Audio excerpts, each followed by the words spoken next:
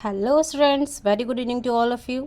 आज हम लोग सेकंड वीडियो बना रहे हैं। फर्स्ट वीडियो में हमने चैप्टर 1 एंड 2 के इंपॉर्टेंट क्वेश्चंस देखे थे। आज हम चैप्टर 3 से स्टार्ट करने वाले हैं, तो बने रहिएगा वीडियो में लास्ट तक। Pair of linear equation in two variable, इसका क्या मतलब है कि लीनियर इक्वेशन क्या होता है आपको सबसे पहले ये पता होना चाहिए। तो लीनियर इक्वेशन क्या होता है, जिसकी पावर कितनी होती है, 1 होती है। अब इसमें कितने वेरिएबल्स यूज़ किए गए हैं, 2 वेरिएबल, जैसे एक्स वाई ए बी, इस तरीके से यूज़ किए गए हैं। ओके, तो आगे बढ़ते हैं हम लोग। Graphical method of solution of a pair of linear equation. यहाँ पे आपके 1 मार्क्स के क्वेश्चंस हो सकते हैं, जैसे कि आपके एमसीक्यू या फिर फिलिप्स में आते हैं।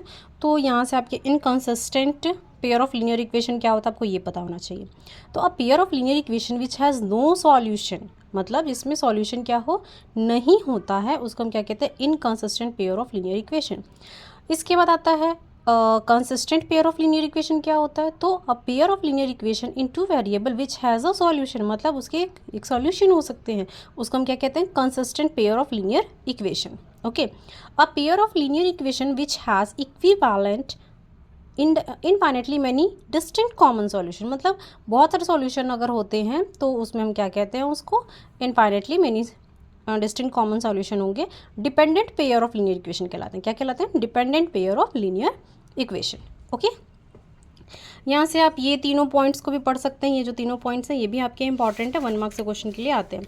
ये देखिए, ये very very very IMP questions हैं। यहाँ से आपके क्वेश्चन जस्ट पूछे जाते हैं 1 मार्क्स में या फिर एमसीक्यू के फॉर्म में, कि इंटरसेक्टिंग लाइन है तो अलजेब्रिक एक्सप्रेशन कैसा होगा, इंटरप्रिटेशन कैसा होगा, या फिर उसके रेशियोज कैसे होंगे, इस तरीके से क्वेश्चन पूछे जाते हैं। ठीक है, तो जैसे यहाँ पे है आपका A1/A2 does not equal to B1/B2। ये क्या होता है, इंटरसेक्टिंग लाइन। अगर ऐसी कंडीशन दी हुई है, इसका मतलब है कि ग्राफिकल रिप्रेजेंटेशन जो होगा वो इंटरसेक्टिंग लाइंस का होगा, और इसकी सॉल्यूशन जो होंगे वो कितने सॉल्यूशन होंगे, 1 सॉल्यूशन। इसको यूनिक सॉल्यूशन भी कहते हैं, या फिर एग्जैक्टली 1 सॉल्यूशन आएंगे। ओके, अब समझोगे कि A1/A2 B1/B2 क्या है। तो जैसे हमको 2 एग्जाम्पल दिए हो यहाँ पे, तो x - 2y इक्वल टू 0 है। नेक्स्ट क्या है, 3x + 4y - 20 इक्वल टू 0। मतलब यहाँ पे कोफिशिएंट कितना है, 1 है। नीचे कितना कोफिशिएंट है, 3 है। तो A1 इसमें क्या होगा, A1 है, ये B1 है, ये C1 है। सिमिलरली A1 B1 C1 ऐसा चलता है। तो A1/A2 देखेंगे तो कितना है, 1/3 है। B1/B2 देखिए तो पे कितना है, -2/4। इसको कट करेंगे तो कितना आएगा, -1/2 आएगा। तो दोनों क्या इक्वल हैं, नहीं है, यही वाली कंडीशन है। इसका मतलब है कि इसकी रिप्रेजेंटेशन जो होगी वो कैसी होगी, इंटरसेक्टिंग लाइन होगी। सेकंड देखते हैं, जिसमें क्या हो जाए, आपका तीनों इक्वल हो जाए, A1/A2 equal to B1/B2 equal to C1/C2 हो जाते हैं। तो इसका ग्राफिकल रिप्रेजेंटेशन कैसा होता है, कोइंसिडेंट लाइन, मतलब एक लाइन के ऊपर दूसरी लाइन आएगी। ओके, और इसके सॉल्यूशन की बात करते हैं तो इसके सॉल्यूशन होंगे infinitely many solutions, infinitely many solution. Okay, third में आते हैं, अगर मान लीजिए A1/A2 equal to B1/B2 does not equal to C1/C2, मतलब ये दोनों तो आपस में इक्वल, लेकिन ये इक्वल नहीं आएगा, ये दूसरा आएगा। जैसे यहाँ पे देखिए 1/2 है, ये 2/4 है, मतलब इसको सॉल्व करो तो 1/2 ही आएगा, दोनों इक्वल हो गए। बट यहाँ पे देखिए तो माइनस माइनस कैंसिल, 4, और यहाँ पे कितना है, 12 है, तो कट करेंगे तो 1/3 आएगा, है ना। तो ये क्या इन दोनों से इक्वल है, नहीं है। तो इसका मतलब है कि ग्राफिकल रिप्रेजेंटेशन जो आने वाला है वो आपका पैरेलल लाइन बनेगा। ओके, और इसके सॉल्यूशन कितने होंगे, नो सॉल्यूशन। क्या होंगे, नो सॉल्यूशन। समझ में आ गया होगा। तो ये 1 मार्क्स के लिए इंपॉर्टेंट है, आप इसको अच्छे से याद कर लेंगे। अब आते हैं क्वेश्चन में, तो आप इसमें क्वेश्चंस कर लेंगे। जैसे ये क्वेश्चन नंबर 5 है, ये इंपॉर्टेंट क्वेश्चन है। क्वेश्चन नंबर यहाँ से एक दो सारे के क्वेश्चन कर लीजिएगा। जैसे यहाँ पे एग्जाम्पल 2, क्वेश्चन नंबर 2 है यहाँ पे, ये क्वेश्चन नंबर 5 है, इंपॉर्टेंट क्वेश्चन। अब आते हैं algebraic method of solving a pair of linear equation. ठीक है, तो कितने टाइप के सॉल्यूशन होते हैं आपके, सब्स्टिट्यूशन होता है, एलिमिनेशन होता है, और क्रॉस मल्टीप्लिकेशन होता है। ठीक है, तो सब्स्टिट्यूशन से यहाँ पे एग्जांपल नंबर 4 कर सकते हैं। और question number 2, this is a very important question. Next है आपका यहाँ पे क्वेश्चन नंबर 3, क्वेश्चन नंबर 4, ये कर लीजिएगा। क्वेश्चन नंबर 5 इज़ ऑल्सो, एक बार इसको भी कर लीजिएगा। इसके बाद आएंगे ये 5 ईयर हैंस द जैकब, ये भी बहुत बार ये क्वेश्चन आया हुआ है, तो this is also very important question for you. Next is elimination method. Elimination method से भी आपको कुछ क्वेश्चन कर लेने, जैसे एग्जांपल नंबर 10 कर लीजिएगा, नोट डाउन करते चलिए। एक्सरसाइज 3.3 है। इसमें आप क्वेश्चन नंबर 1 कर सकते हैं 2 का, और ये नूरी वाला क्वेश्चन भी बहुत बार आया हुआ है तो इसको भी आप कर लेंगे। This is very important questions. Okay, now this cross multiplication का है, elimination method. Okay, cross multiplication अब इसको रिमूव कर दिया गया है आपके उससे, पहले ये थर्ड वाला भी आता था एग्ज़ाम में, तो अब ये दोनों को हटा दिया गया है कोविड के बाद से। तो आपका ये दोनों इंपॉर्टेंट है। 1 मार्क्स के लिए आप समरी से पढ़ लेंगे, 1 मार्क्स से क्वेश्चन आपके यहाँ से हो जाएंगे। अब आते हैं चैप्टर नंबर 4 पे, quadratic equation. Okay, quadratic equation क्या होता है, जिसकी पावर कितनी होती है 2। ओके, इसके स्टैंडर्ड फॉर्म की बात करें अगर, तो ये स्टैंडर्ड फॉर्म है ax² + bx + equal to 0। This is a standard form of the quadratic equation. Okay, थोड़ा सा इसको रीड कर लीजिएगा ताकि आपको और अच्छे समझ में आए। ऑलरेडी आपने पढ़ रखा होगा क्योंकि साल अब ख़त्म होने वाला है, तो ईयर एंड में आपको ये सारी चीज़ें तो पता ही होगी। ठीक है, क्वेश्चन नंबर 2, एग्जाम्पल नंबर 2 से आप क्वेश्चन नंबर 1 कर लीजिए या फिर 4 कर लीजिए, ताकि आपको थोड़ा सा एक बार रिवीजन के लिए मौका मिल जाएगा और समझ में भी आ जाएगा। इसके बाद आप 4.1 में क्वेश्चन इंपॉर्टेंट है आपका सेकंड का फर्स्ट क्वेश्चन, और यहाँ से आप कर लेंगे Rohan's mother question number 3 and question number 4। This is a very important question for you. Okay, now solution of a quadratic equation by factorization. Factorization method से किस तरीके से सॉल्व करते हैं आपको ये देखना है। ओके, तो यहाँ पे क्या दिया, x = α is the solution of quadratic equation, मतलब मान लेते हैं ऐसा। Okay, ax² + bx + c and the root of the quadratic equation is the ax² + bx + c are the same. दोनों में क्या हो जाएंगे आपके सेम। अब बात कर लेते हैं एग्जाम्पल की। एग्जाम्पल नंबर 4 कर लीजिएगा, एग्जाम्पल नंबर 5 कर लीजिएगा। नाउ एक्सरसाइज 4.2 में आप क्वेश्चन नंबर 3 कर लीजिए, क्वेश्चन नंबर 5 कर लीजिए। ओके, और 6 को एक बार देख लीजिएगा थोड़ा सा प्रैक्टिस करके। नाउ आते हैं नेचर ऑफ द रूट के बारे में कर लेते हैं। ओके, तो अगर इक्वेशन हम लोग पहले ही पढ़ चुके हैं कि जो इक्वेशंस होता है जनरल इक्वेशन है ax² + bx + इक्वल टू 0 है। यहाँ पे x का अगर वैल्यू निकालते हैं, यहाँ से इसकी x की वैल्यू निकालना चाहती हूँ, तो ये होता है -b + -b² रूट में b² - 4ac/2a।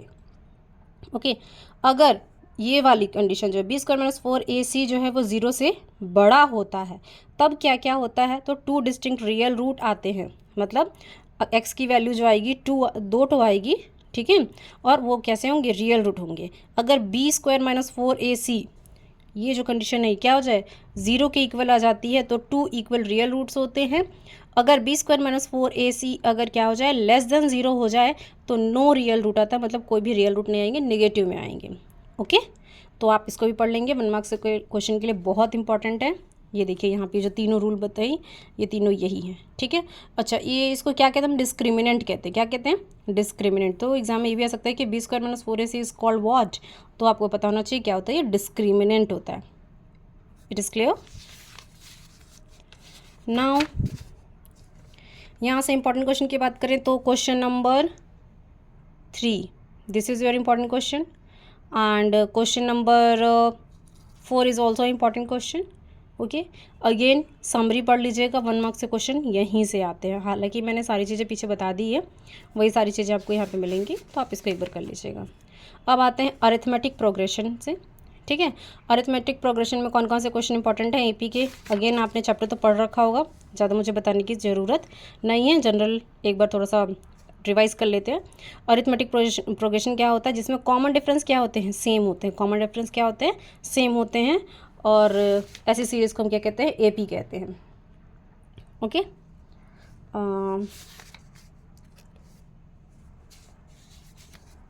यहाँ से आप डायरेक्टली सेकेंड एक्सरसाइज पे चलती हूँ, बहुत ज़्यादा इंपॉर्टेंट नहीं है इधर, 1 मार्क्स के लिए थोड़ा सा जस्ट रीड कर लीजिएगा।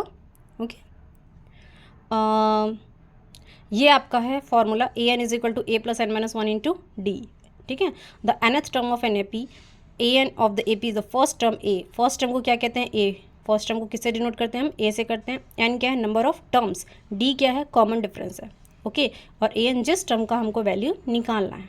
Is it clear. तो ये आपका जनरल फॉर्म है जिससे आप निकालेंगे। ओके, लास्ट टर्म को हम किससे डिनोट करते हैं, एल से। आपको डिनोशन अच्छे से याद होना चाहिए, अगर डिनोशन याद है तो आप आराम से कर सकते हैं क्वेश्चन। एग्जाम्पल नंबर 3 कर लीजिएगा, एग्जाम्पल नंबर 4 कर लीजिएगा, एग्जाम्पल नंबर 5 कर लीजिएगा, बहुत जल्दी बन जाते हैं, इसमें बहुत ज़्यादा टाइम नहीं लगता है। अच्छा, बहुत इंपॉर्टेंट है, इन सबसे भी ज़्यादा इंपॉर्टेंट जो क्वेश्चन है वो एग्जाम्पल नंबर 7 है, ठीक है। तो इसको एक बार बना लीजिएगा। इसके बाद हम लोग आते हैं एक्सरसाइज 5.2 में, जो कि क्वेश्चन नंबर 7 से लेके 16 तक बोलूँगी। आप एक बार सबको बना लीजिएगा, क्योंकि यहाँ से क्वेश्चन, कोई सा भी क्वेश्चन इसमें से आ सकता है, तो आपको इतने क्वेश्चन तो करने ही करने हैं। ओके, यहाँ से शुभा वाला क्वेश्चन जो है क्वेश्चन नंबर 19, क्वेश्चन नंबर 20, ये थोड़ा सा देख लीजिएगा। ओके, नाउ अब आते हैं हम लोग, the sum of the first n term of an A P is given by. आपको किस तरीके से निकालना है, जब आपको डी पता है, एन पता है, ए पता है, एन पता है, तो सम कैसे निकालेंगे। Okay, sum of the series मतलब पूरी, जैसे आपको दिया है कि फर्स्ट टर्म से लेके लास्ट तक, है ना, 1 से लेके 100 तक के जितने भी वैल्यू दी हुई है उन सब का क्या निकालना है, सम निकालना। तो आप किस फॉर्मूले से निकालेंगे, तो ये आपका फॉर्मूला दिया हुआ है, S is equal to n/2 2a + n-1 into D. Already सबका मतलब मैंने पिछले बता दिया था। अच्छा, आपको डी नहीं पता है, एन उसमें क्वेश्चन में दिया रहेगा, ठीक है, तब आप कैसे निकालेंगे, तो आपका जस्ट फर्स्ट और लास्ट टर्म पता है। जैसे मैंने कहा कि 1 से लेके 50 तक के सम कितने होंगे, तो ए की वैल्यू कितनी हो गई आपकी, वहाँ पे 1 हो जाएगी। एल क्या है, लास्ट टर्म, आपको लास्ट टर्म पता होना चाहिए, लास्ट टर्म की वैल्यू कितनी है, एन पता होना चाहिए, नंबर ऑफ टर्म्स कितने हैं वहाँ पे। आप आराम से इस फॉर्मूले से निकालेंगे। तो ये शॉर्टकट फॉर्मूला है, अगर आपको ए और एल एन पता है तब। अगर आपको कॉमन डिफरेंस पता है तो इस वाले फॉर्मूले से बनाएंगे, ठीक है। यहाँ पे अगेन क्वेश्चन नंबर 3 में से 3-4 क्वेश्चन कर लीजिएगा। अब आते हैं हम लोग इधर, क्वेश्चन नंबर 7 कर लीजिएगा, 8 कर लीजिएगा, इसके बाद 9, 12, this is 12, 13, 14, okay, 16 question number कर लीजिएगा, this is your important question. Okay, तो ये सारे इंपॉर्टेंट क्वेश्चन है। ओके, अगेन आपको समरी को एक बार जस्ट रीड कर लेना है, ताकि 1 मार्क्स से क्वेश्चन जैसे यहाँ से पूछ सकते हैं कि बी की वैल्यू निकालो, if A B C are in A P, okay, B equal to a + c/2 होता है। ओके, तो आपको ये पता होना चाहिए। और B is called the arithmetic mean, B क्या है, अरिथमेटिक मीन होता है। तो 1 मार्क्स से क्वेश्चन में इस तरीके से पूछा जा सकता है, तो आपको हर चीज़ क्लियर होना चाहिए। Is it clear.